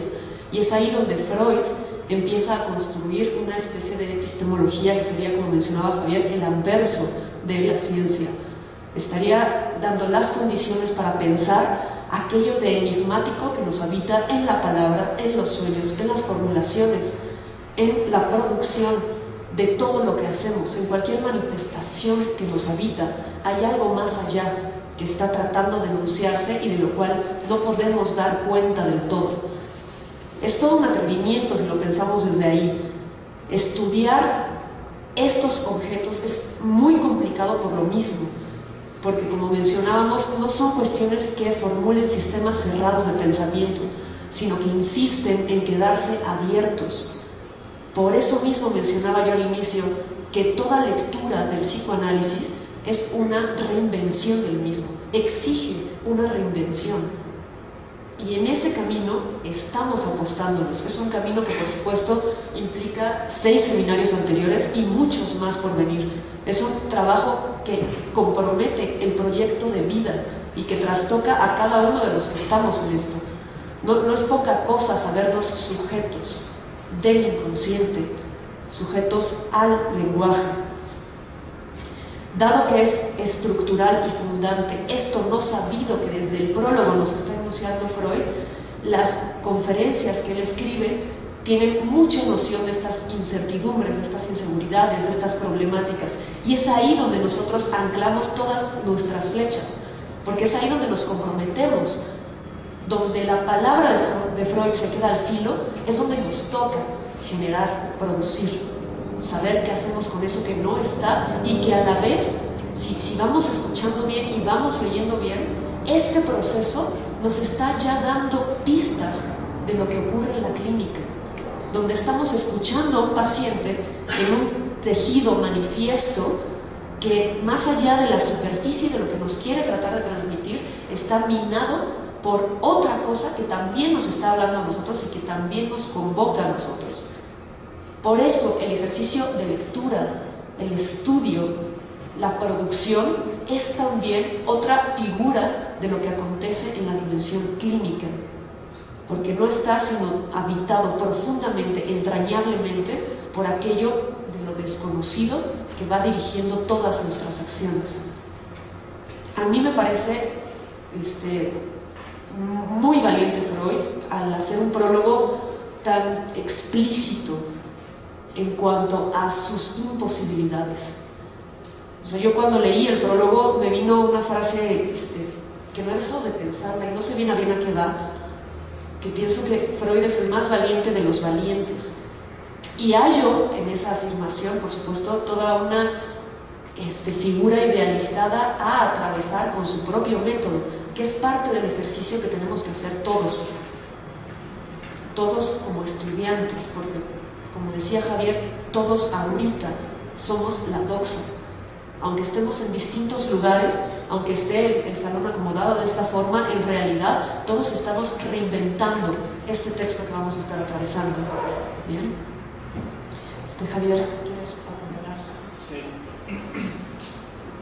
Bueno, pues esto, ¿no? O sea, coincido con la parte de la valentía de Freud y porque es una valentía que tiene una característica más interesante, todavía más audaz, que es la de confesar sus errores, confesar lo incierto, confesar ahí donde no puede. O sea, no es este valiente que se lanza en la fuerza, en lo seguro, en lo que ya tiene, sino más bien es valiente porque se está jugando en el no saber todo el tiempo. Y que por ahí va, creo. O sea, coincide igual en este punto de que si ya hablamos que la psicoanálisis es una contraciencia, es porque tiene que ver más bien con otro nuevo nivel, un nivel, digamos, que no estaba. Ahí donde este diálogo Freud-Jung, que le dice Freud que él se siente como un Cristóbal Colón, porque está llegando a un nuevo continente, pues, o sea, está accediendo a un nivel que al menos Occidente nunca había visto, pues, ¿no? Por ejemplo, podríamos decir con el buen Jacques Lacan, la idea de que dice dice, es increíble que hasta antes de Freud nadie hubiera tocado el problema sexual, ¿no? Un poco traducido en términos freudianos sería, es increíble que la represión sexual hasta antes de Freud haya sido tan fuerte que nunca haya permitido a un científico verle el problema, pues no, o sea, no es hasta Freud, y esa es su valentía quizás como más fálica en este sentido, la de cantarle a los médicos que los niños son sexuados, que el sueño no es nada más un resabio fisiológico de fase REM, que, ¿no? Que el lenguaje no da cuenta de lo que quiere. O sea, no es nada más esta valentía, digamos, de posición, sino también la de vacuidad. Y esa es, creo que, la que un poco se deja ver más en estos textos y la que un poco nos simpatiza más. No solo la de voy con los médicos a decirles mis descubrimientos, sino voy en ese mismo gesto y también a decirles mis fracasos, pues. ¿Sí? O sea, me posiciono no desde mi comprobación científica, sino desde lo que no comprobé. Eso hoy en día en las comunidades científicas sigue siendo impensable. O sea, si ustedes van a un congreso de ciencia, de lo que sea, va a ser muy raro que encuentren un científico que llegue y presente, les voy a demostrar cómo no comprobé mis hipótesis. Entonces, no, pues este güey es un fracaso porque no comprobó sus hipótesis, ¿sí? No es exitoso. El éxito en ciencia sigue basado en la comprobación de lo mismo, en seguir percibiendo de la misma forma lo mismo, ¿no? En conservar las cosas, ¿no? Es un conservadurismo epistemológico el de la ciencia que nos toca todavía hoy. En este sentido, lo de Freud ya no tiene que ver con esas coordenadas, ya está en otro lugar, está en otro continente, ¿sí? Y es un poco esta parte siniestra, esta parte nebulosa, esta parte, digamos, de muchos niveles de sentido, de sinsentidos, ¿sí? De esto que sabemos que está, pero que no es nuestro, pero que no paramos de, digamos, participar de él, ¿no? Y por ahí se va Freud. Entonces, justamente el gesto de Freud de poder desde sus equivocaciones generar conocimiento, me parece que es como de los gestos más valientes, y ahí, ¿no? O sea, coincido como pocos, ¿no? Porque si ustedes leen la historia de la ciencia, ¿no? En general, a grandes rasgos, verán muy pocos casos, ¿no? De teóricos o de científicos, epistemólogos que se posicionaron desde el no saber, desde la falta, desde la castración, tal cual, ¿no? Entonces, bueno, un poco creo que por ahí va esta parte del prólogo y esta parte final, ¿no? O sea, cuando Freud dice, solo en psicología sucede algo distinto. Sí, ahí psicología Freud está dándole un lugar como, con posibilidad, porque hay otros momentos de Freud donde es durísimo con la psicología. Dice, en este sector se manifiesta plenamente la incapacidad constitucional del hombre para la investigación científica. Repito, solo en psicología sucede algo distinto. En este sector, en esta ciencia, se manifiesta plenamente, si bien en todas las ciencias, pero en psicología se manifiesta plenamente la incapacidad constitucional, o sea, genética, del hombre para la investigación científica.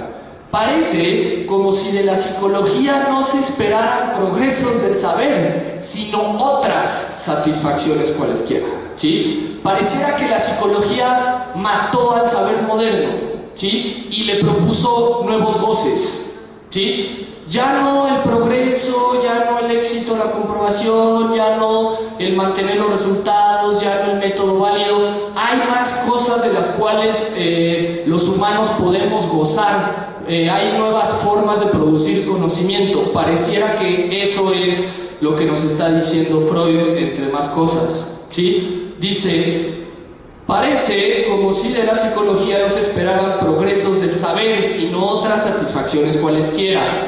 De todo problema no resuelto y de toda inseguridad confesada se le hace reproche, ¿sí?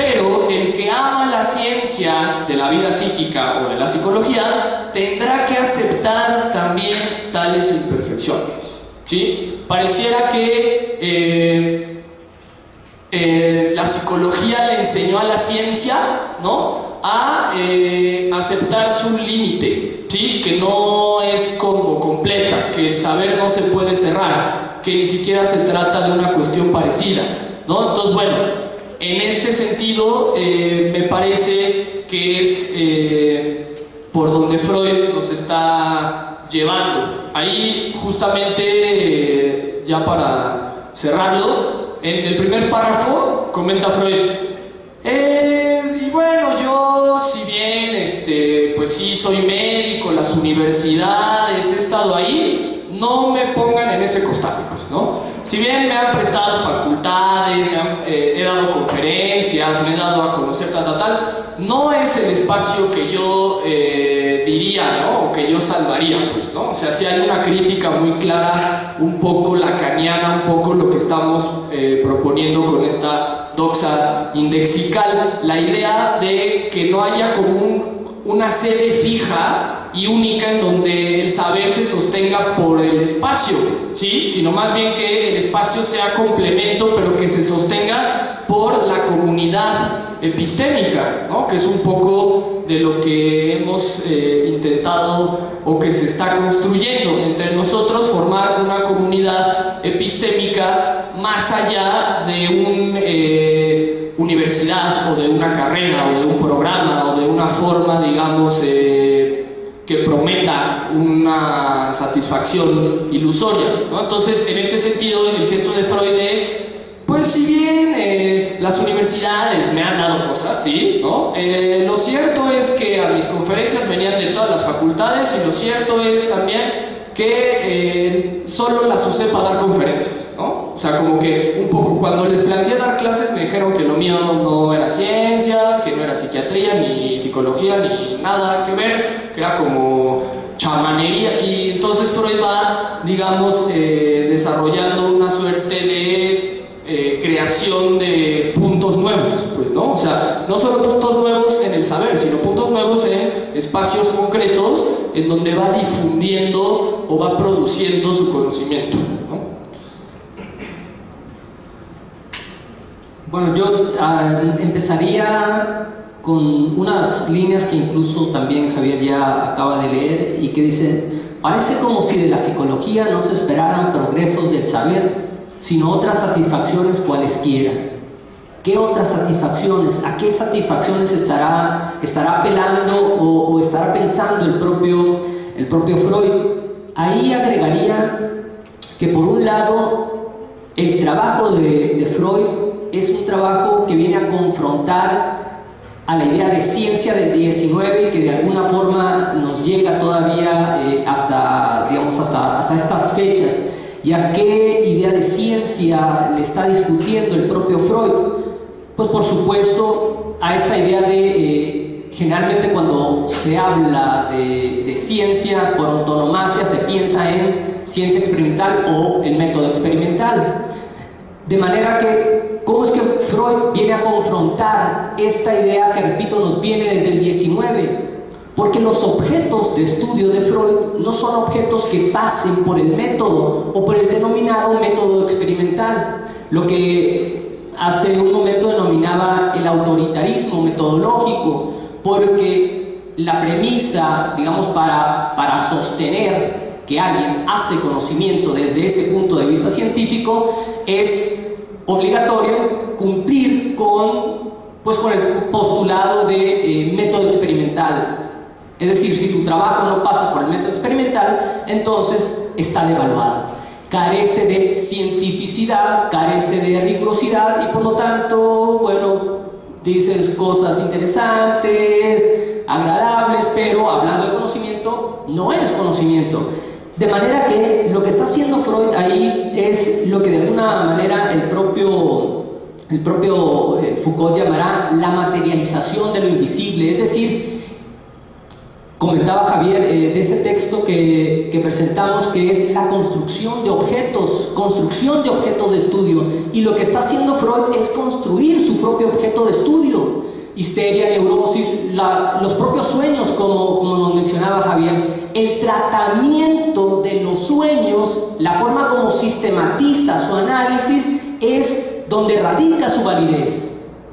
De manera que esa confrontación lo que nos está indicando es que tendríamos que estar apostando a aprender a construir objetos de estudio en lugar de aplicar o reproducir un determinado método.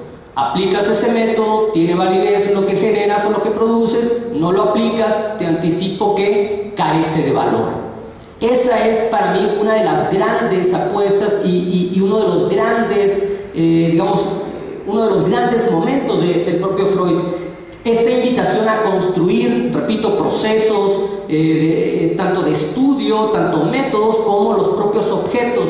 En aquel texto lo que indicábamos es que si aprendemos a construir objetos de estudio, aprenderemos a construir métodos, porque el objeto de estudio tiene que determinar el modo de análisis, en lugar de que el método obligue a estudiar un determinado objeto. Es decir, desde la visión del método experimental, diríamos, hay determinados objetos que pueden ser estudiados científicamente y hay determinados objetos que no pueden ser estudiados científicamente. Si no tengo un objeto material al cual yo le pueda aplicar esos pasos, es decir, la propia experimentación, si yo le puedo aplicar esos determinados pasos, repito, del método experimental, tiene validez. Si no los puedo aplicar, entonces ese objeto de estudio no es un objeto de la ciencia, porque el método anticipadamente, el método es correcto, o es decir, parte de la premisa que por sí mismo el método es certero o es correcto, de manera que o aprenden a preguntar científicamente o aprenden a identificar objetos, digamos, científicos, o no estarán haciendo ciencia, de manera que se impone lo que denomino el autoritarismo metodológico. Lo que Freud nos está diciendo es: aprendamos a construir objetos de estudio, los cuales nos van a requerir, eso sí, procesos de sistematización para su estudio. Digamos, eso es el psicoanálisis.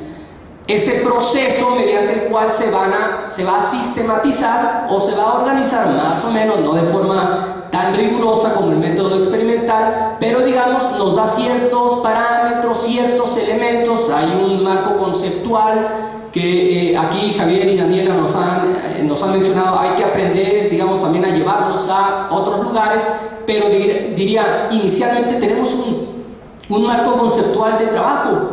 Es decir, el propio Freud está generando un método para analizar objetos que desde la psicología de entonces no podían ser estudiados.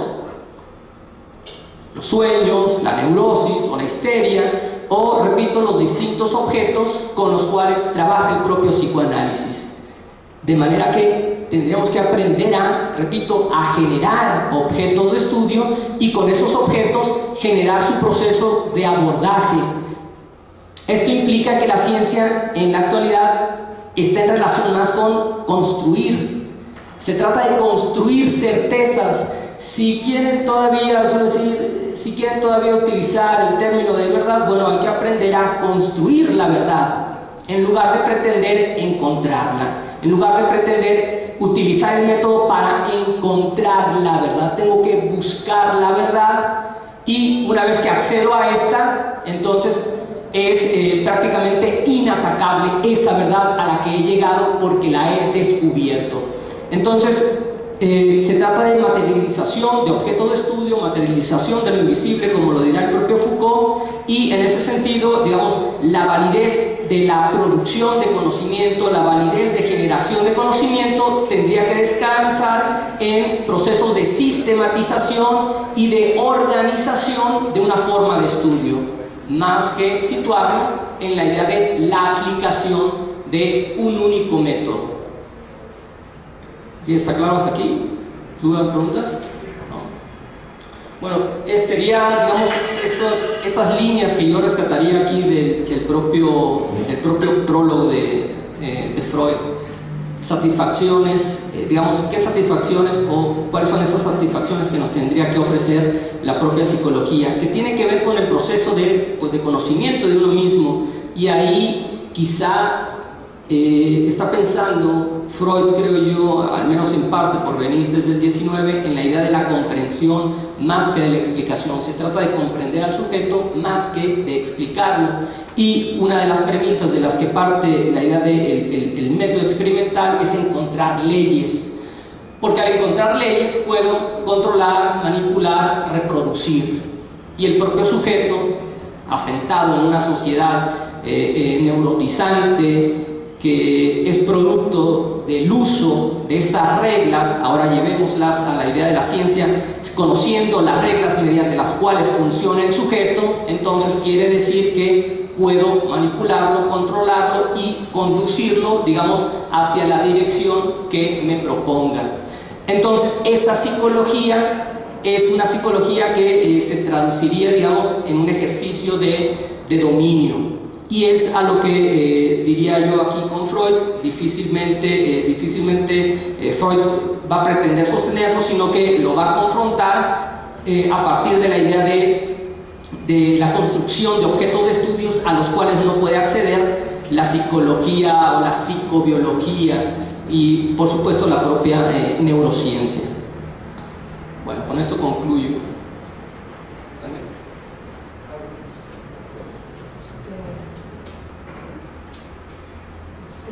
Hemos abordado el prólogo, que hemos sido claros.